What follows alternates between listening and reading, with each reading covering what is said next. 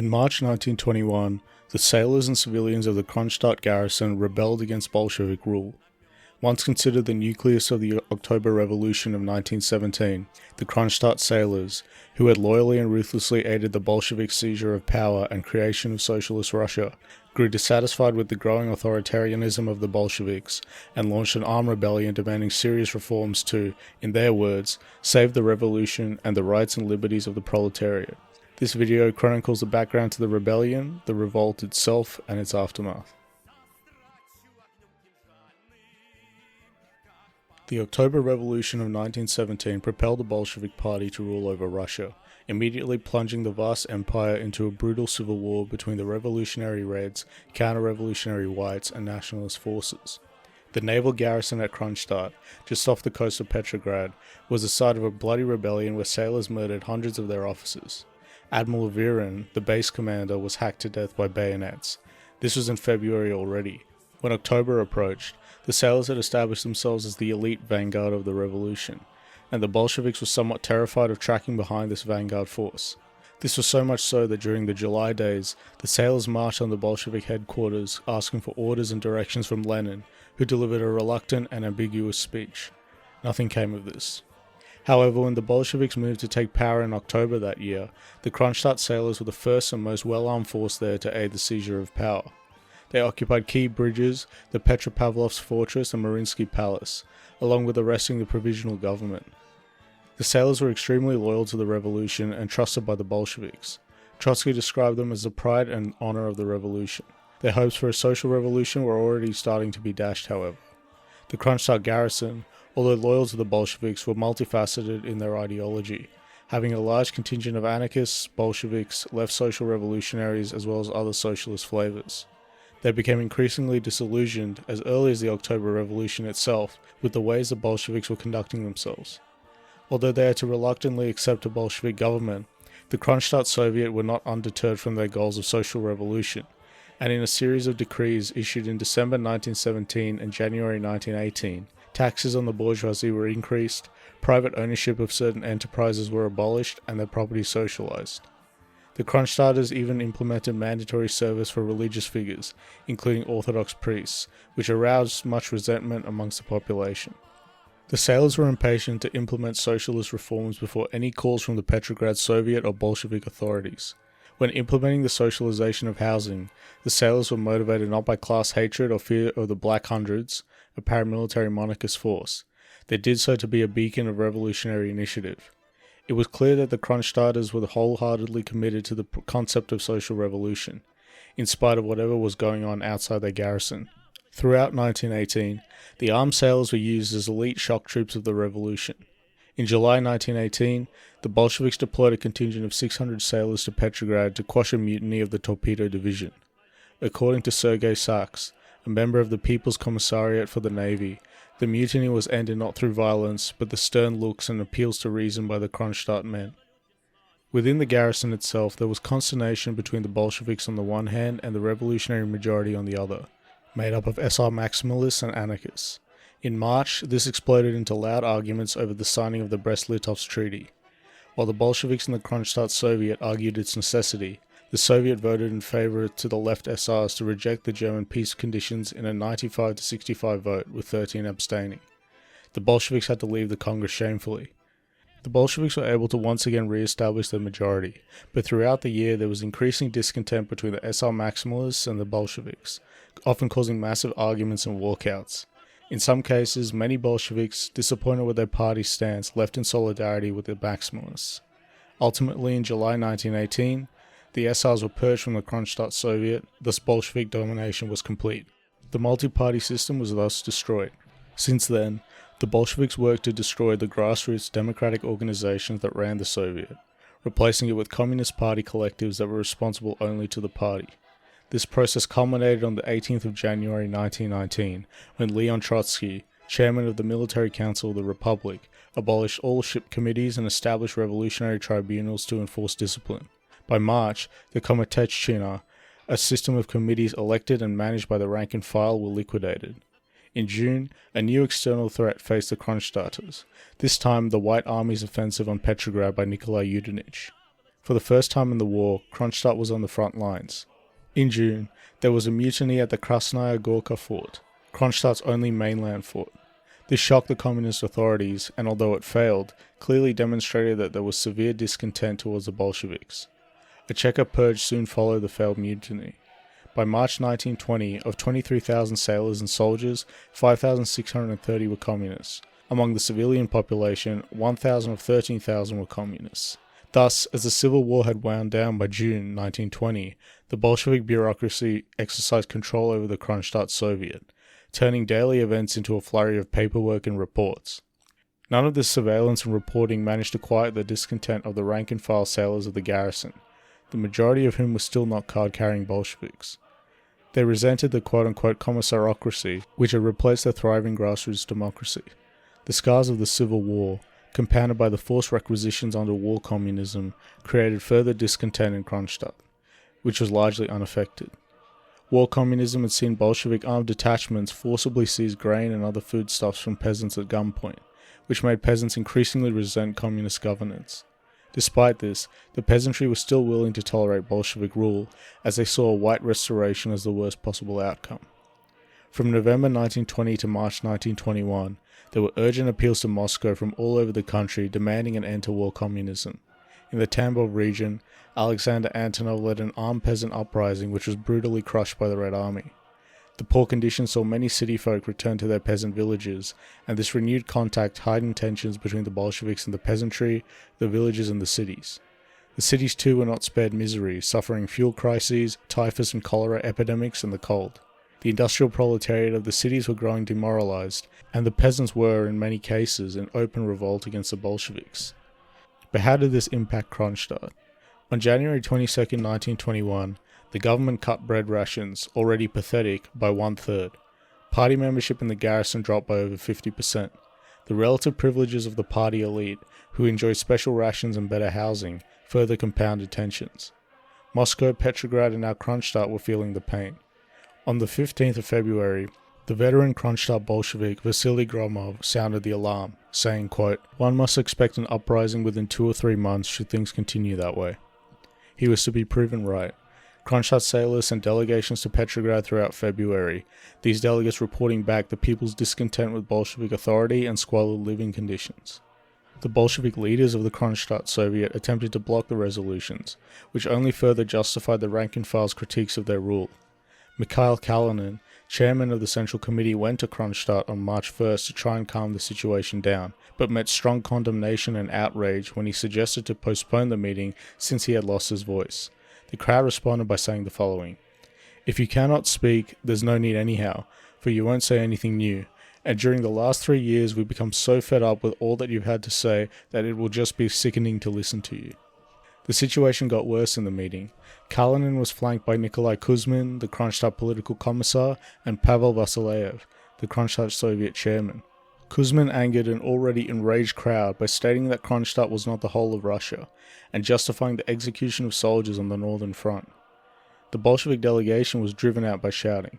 Kuzmin had a knack for making a terrible situation worse. Exploiting this, Stepan Petrochenko and 5 others, Yakovenko, Oreshin, Tukin, and Arkhipov, were elected as a 5-man presidium. Petrochenko was an anarchist, and none of the others were communists. On March 2nd, Kuzmin threatened the Kronstadt garrison by saying that the Bolsheviks would never give up power without a fight. The sailors had adopted the 15-point Petropavlovsk resolution on March 1st, endorsed it in a conference on the 2nd, and had thus wrestled power away from the communist authorities. That same day, the Revolutionary Committee of Kronstadt sent armed sailors to occupy the telephone exchange, Cheka headquarters, and key naval and military installations. With this, the Kronstadt rebellion had officially begun. Previously the heart and pride of the revolution, Bolshevik propaganda now fixated on accusing Kronstadt of being a center of the White Guardist counter-revolution. While the Bolsheviks had succeeded in quelling the unrest in Petrograd through a combination of appeals and violent repression under Zinoviev, the armed garrison at Kronstadt had held strong. The March uprising, as Paul Average notes, was the final and most formidable expression of the sailors' ambitions from earlier revolts and uprisings. What threatened the Bolsheviks was not so much the economic demands of the 15-point Petropavlovsk resolution, which Lenin and Zinoviev were already working on implementing, but the political demands, a challenge to the Bolshevik monopoly on power. By the 4th, the Bolsheviks had blockaded Kronstadt. The sailors put their resolution into practice, calling for free and fair elections, the abolition of communist military detachments, abolition of the death penalty, and the dissolution of the Cheka. A sort of white scare paranoia had gripped the Bolshevik leadership, with Lenin saying at the 10th Party Congress that Kronstadt would be used as a step or bridge for a white restoration. Did the Bolsheviks try peace before resorting to armed conflict as a last resort? Although some overtures were made, these were largely symbolic with no real tangible concessions. Fear governed Bolshevik decision-making, and offering any concessions to the sailors would indicate weakness, thus spreading revolt through the mainland, and therefore laying the foundation for a white restoration. The Kronstadt rebellion could potentially, in their eyes, spread to the mainland and spark mutinies in other army and navy detachments. The sailors were not eager to push out of their fortress into the mainland, however. They were sailors after all, not infantry soldiers, and felt safer to batten down the hatches, face their guns outwards, and wait until the government conceded to their demands. The sailors' hopes that their rebellion would spread to the mainland failed to realize, with only small dissident movements in Oranienbaum, Peterhof, and Petrograd sparking and fizzing out promptly. Most of the emissaries sent to Petrograd to spread the Petropavlovsk resolution were arrested by the Bolsheviks. As early as the 4th, the Bolsheviks were preparing an armed force to retake Kronstadt. Their concerns were mustering enough manpower to storm an impregnable fortress, but doing so before the ice thawed. That would then make frontal assault far more difficult and free up battleships for the Kronstadt rebels to use against the Bolsheviks. At a special meeting of the Kronstadt Soviet, Zinoviev began by denouncing the rebels as whites and was challenged by a factory worker who stood up and said the following, quote, "It's the cruel indifference of yourself and of your party that drove us to strike and that roused the sympathy of our brother sailors, who had fought side by side with us in the revolution. They are guilty of no other crime, and you know it. Consciously you malign them and call for their destruction. Barely 3 years ago, Lenin, Trotsky, Zinoviev, and all of you were denounced as German spies. We, the workers and sailors, had come to your rescue and saved you from the Kerensky government. Beware that a similar fate does not overtake you." The Bolshevik leadership themselves, at least deep down, knew that the rebels were not actually white guards. Leading figures such as Nikolai Bukharin notably did not use such venomous rhetoric against the Kronstadters as they did towards the whites. To many of them, the sailors were simply workers led astray, disillusioned or misguided. That being said, when Trotsky arrived on the 5th of March, he demanded a complete and unconditional surrender of the garrison. Trotsky, the very man whom the sailors hoisted on their shoulders in 1917, loyally followed him to the Tauride Palace and followed his orders to a T, was now the man who would lead the charge to crush them. To his proclamation, the sailors responded the following: "The 9th wave of the toilers' revolution has risen and will sweep from the face of Soviet Russia the vile slanderers and tyrants with all their corruption, and your clemency, Mr. Trotsky, will not be needed." Further escalations happened. The Defense Committee under Zinoviev had taken the families of sailors hostage. Desperate pleas were made by famous anarchists Alexander Berkman and Emma Goldman for a peaceful resolution. However, these went unanswered by the Bolsheviks and the Kronstadters. The die had been cast, and the two sides would now go to war. Trotsky's ultimatum, issued on the 5th, had expired on the 7th. Mikhail Tukhachevsky was placed in charge of the 7th Army and Petrograd Military District. Tukhachevsky had some troubles. Most of his men were in a demobilization mood and may be reluctant to fire on the pride and glory of the revolution. The general took great pains to bolster morale, ensuring the troops well fed and well outfitted, and relying more so on military cadets, Cheka special forces, and hand-picked communist units from elsewhere. The Kronstadt garrison was formidable. The rebels had 13,000 armed sailors and soldiers, recruiting an additional 2,000 civilians to arms. In addition, they had 135 cannons and 68 machine guns mounted on forts and ships. Although significantly hampered by the ice, the sailors could maneuver the ships slightly and bring the guns to bear. Furthermore, the attackers would have to cross a vast expanse of ice, completely exposed to artillery and machine gun fire from the bunkers and ships. It was this, according to Paul Average, which made the task the most daunting for the Bolshevik forces. Although the garrison may have seemed impregnable, the defenders had their own issues. A lack of food and warm clothing, fuel for the battleships, and limited ammunition stores made a prolonged siege impossible. At 6:45 p.m. on the 7th, Bolshevik artillery at Sestroretsk and Lysy Nos opened fire on the outlying forts.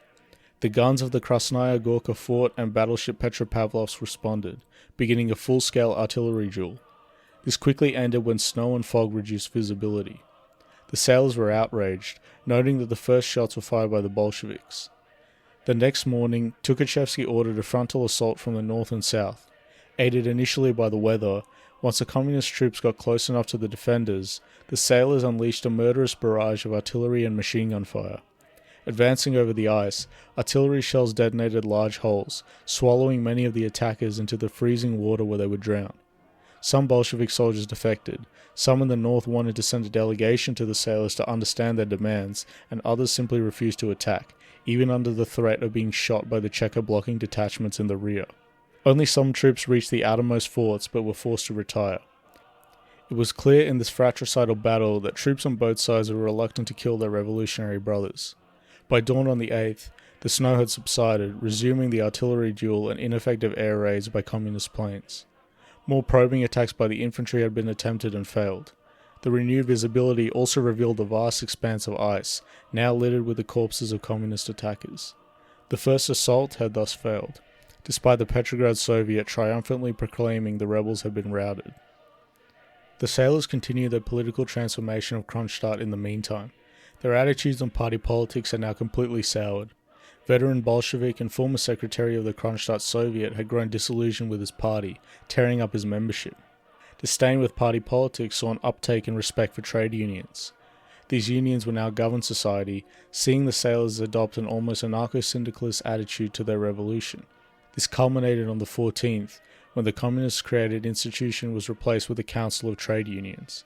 They had always proclaimed the revolutionary slogan, "All power to the Soviets," and were now putting it into practice. The politics of the rebels also cannot be isolated to the platform of one party.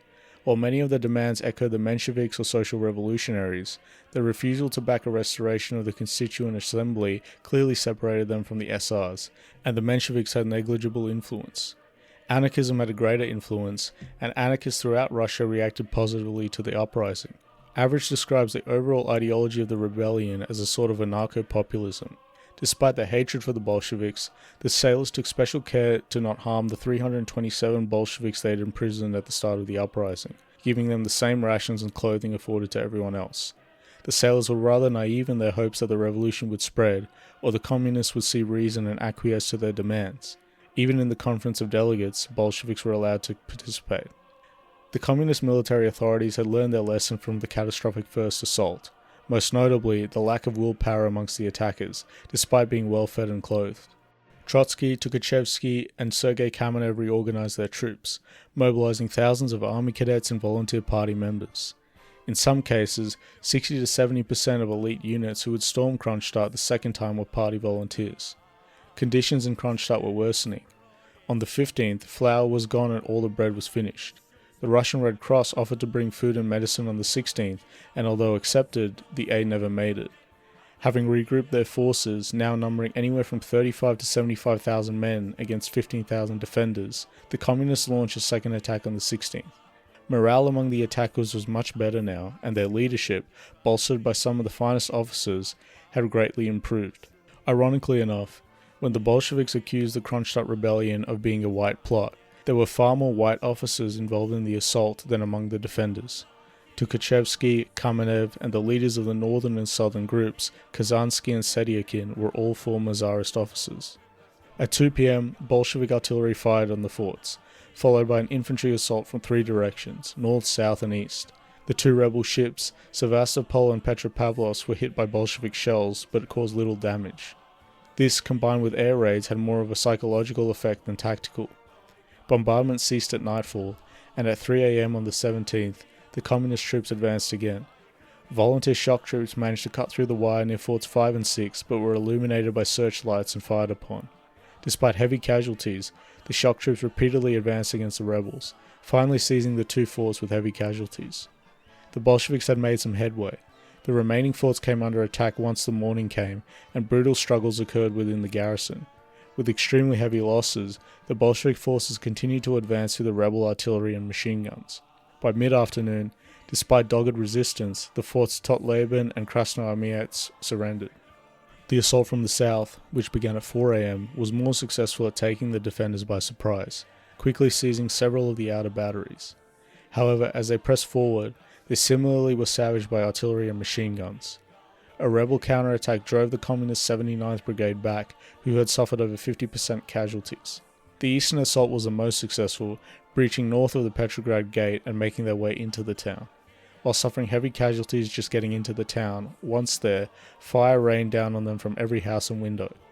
Fighting was street by street and house by house. Previously more humane towards their communist attackers, the Kronstadt sailors now refused to give their enemy any quarter, executing Bolshevik prisoners. By the evening of the 17th, all had appeared lost, and 11 members of the Kronstadt Revolutionary Committee fled to Terijoki in Finland. Some 8,000 refugees, fearing reprisal, joined them over the next 24 hours.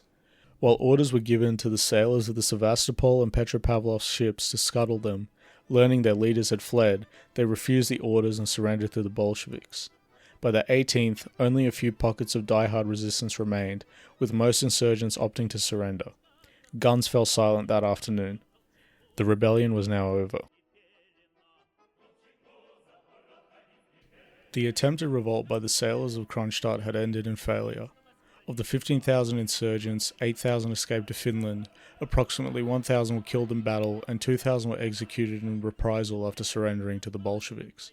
For the communist authorities, the casualties were far worse, with estimates of 10,000 killed in battle, potentially even more. Although the Kronstadt rebellion had failed, its very occurrence, led by a vanguard of the revolution's greatest soldiers, was an embarrassment to the Soviet authorities, who sought to quickly eliminate any trace it had happened.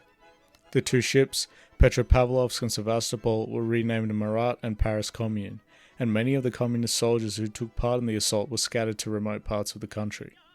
The rebellion had failed for a few reasons, namely that the insurgents lacked adequate stores of weapons, ammunition and food to last in a prolonged siege against Bolshevik forces.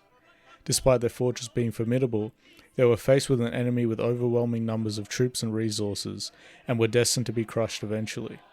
Furthermore, despite calls for support in Petrograd and a widespread rebellion across the country against Bolshevik rule, the Petrograd workers had already been satisfied by concessions made in February, and fearing Bolshevik reprisal, did nothing to support the Kronstadt sailors. Petrochenko himself would later admit the uprising was poorly organized and premature.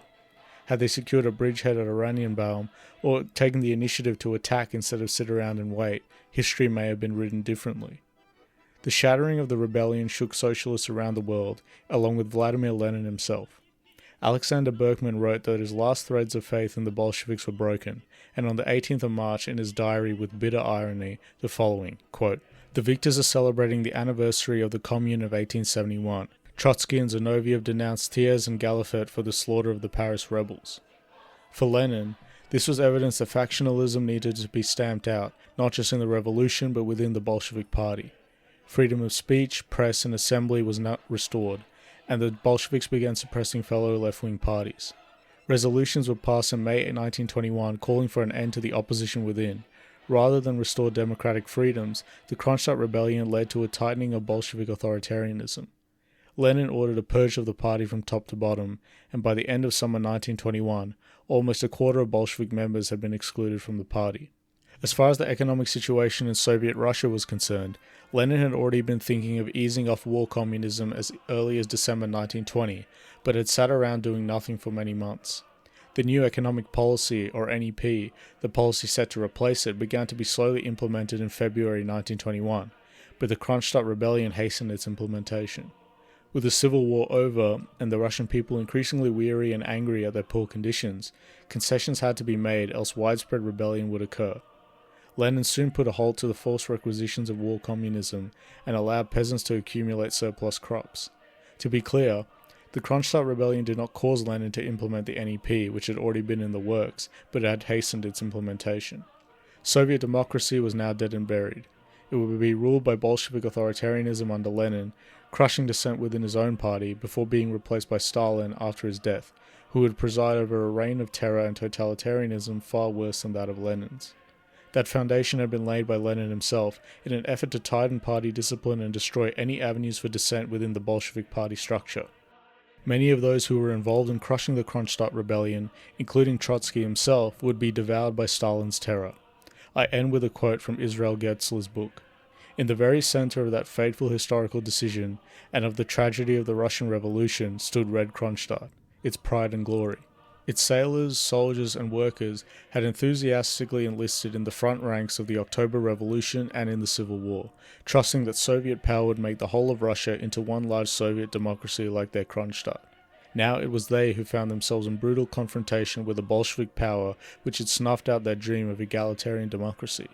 Adamantine or not, it certainly made sure that prostrate Kronstadt would not rise again, and that its Soviet democracy would remain but an unfulfilled promise of the Russian Revolution. Thanks for watching.